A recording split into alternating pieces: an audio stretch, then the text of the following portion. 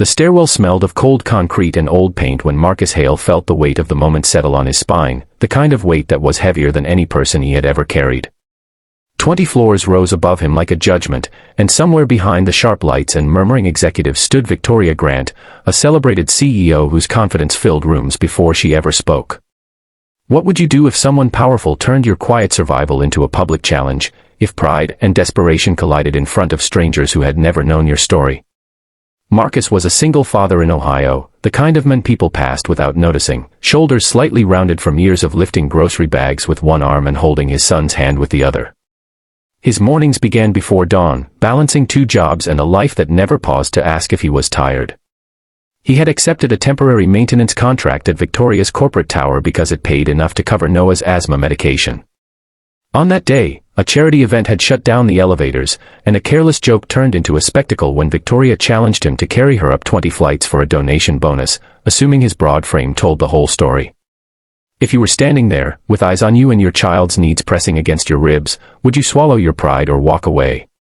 Marcus thought of Noah waiting at home with a babysitter he could barely afford, of the eviction notice folded in his wallet, and of the way people often underestimated him without ever seeing the scars beneath his shirt. He agreed, not for applause, but because survival had taught him that sometimes dignity had to wait. As he bent to lift Victoria, the stairwell echoed with each step, the sound hollow and relentless.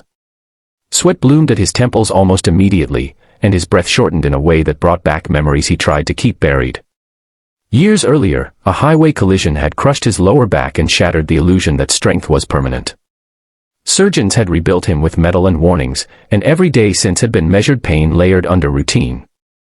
The doctors had called it manageable, a word that sounded hopeful until bills and responsibility stripped it bare. Each floor became a negotiation between muscle memory and nerve fire. Marcus's legs trembled, and his vision blurred at the edges, but he kept moving, counting breaths like prayers. Victoria's laughter faded into silence as she felt the tension in his body, the unnatural stiffness that betrayed something wrong.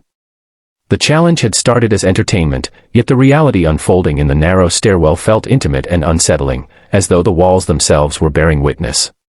Halfway up, Marcus's thoughts drifted to the night Noah's mother packed a suitcase and left, promising to come back once she found herself.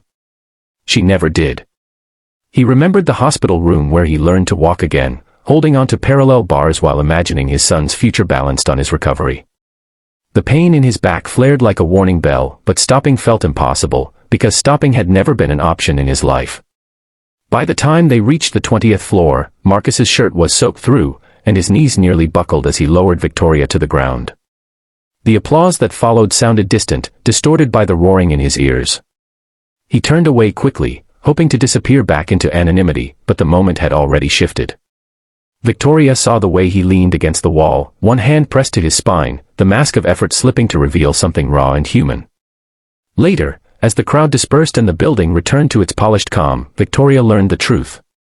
She heard about the accident, the surgeries, the single fatherhood that demanded everything Marcus had left. For the first time in years, success tasted bitter to her, because she recognized how casually she had treated another person's struggle as a spectacle. That night, she sat alone in her penthouse, staring out at the city lights, wondering how many lives she had overlooked while climbing her own stairs.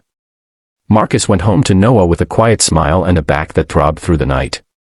He did not tell his son about the pain, only about the view from the top floor and how sometimes doing something hard could open doors you never expected. Days later, an envelope arrived, thick with more than money.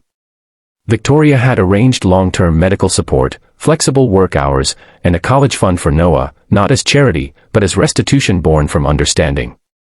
The change did not erase Marcus's scars or his exhaustion, but it softened the edges of his days.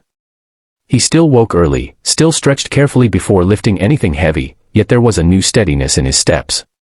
Victoria, in turn, began walking the stairs alone each morning, not for fitness, but as a reminder that every floor represented someone else's unseen climb. If you were there, watching a man carry more than his body could bear, would you have laughed, or would you have looked closer? Lives intersect in moments that test who we are when power meets vulnerability. Marcus never asked to be seen as brave, only as human, and in that stairwell, both he and Victoria learned how easily dignity can be overlooked, and how transformative it can be when compassion finally arrives. Before this story ends, take a moment to share in the comments what part of Marcus's journey stayed with you the most and why it mattered to you. If this story truly touched your heart, please like, comment, share, and subscribe so more stories of quiet strength and second chances can reach others who need them.